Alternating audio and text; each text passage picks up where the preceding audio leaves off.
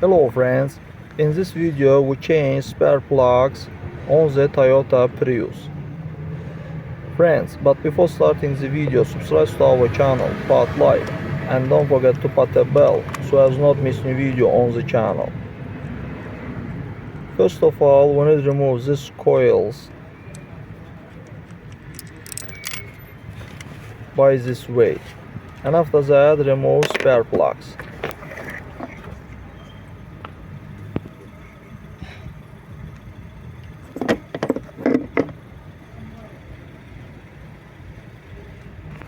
With using these tools, we remove our spare plugs and change to a new one.